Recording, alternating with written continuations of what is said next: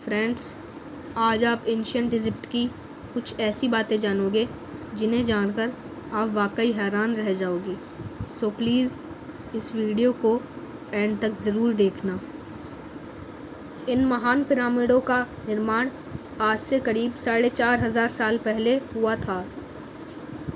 Giza के इस महान पिरामिड का वज़न करीब 5.75 मिलियन टन है, जिसमें 23 लाख पत्थरों का इस्तेमाल किया गया है। मिस्र के राजा इन पिरामिडों का निर्माण अपनी कब्र को दफन करने के लिए बनवाया करते थे। वैसे तो मिस्र में हज़ारों पिरामिड मौजूद हैं, पर इन तीनों पिरामिडों को गीज़ा का महान पिरामिड बताया जाता है। गीज़ा के इस महान पिरामिड को राजा खुफू ने अपनी कब्र के लिए बनवाया था। इसे इसलिए खुफू का पिरामिड भी कहा जाता है। दूसरा पिरामिड राजा खाफरे ने अपनी कब्र के लिए बनवाया था। स्फिंक्स का स्टैचू भी इसी पिरामिड के सामने ही खड़ा है। तीसरा और सबसे छोटा पिरामिड राजा मेनकायर ने अपनी कब्र के लिए बनाया था, इसलिए इसे मेनकायर का पिरामिड भी कहा जाता है, जो कि राजा खुफू का पोता और राजा खाफरे का बेटा था। फ्रेंड्स, गीज़ा के इस महान पिरामिड में 50 lakh ton limestone, 8,000 ton granite और 5 लाख टन मोर्टार स्टोन का इस्तेमाल किया गया है।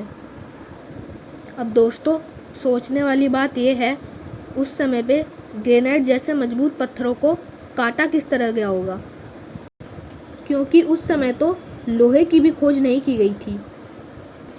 उस समय तो बस तांबे की खोज की गई थी, जो कि बहुत नरम धातु होती है। तो सोचने वाली बात यह है कि उस समय पे मिस्र के लोगों ने इतने बड़े बड़े पिरामिडों का निर्माण किस प्रकार किया गया होगा।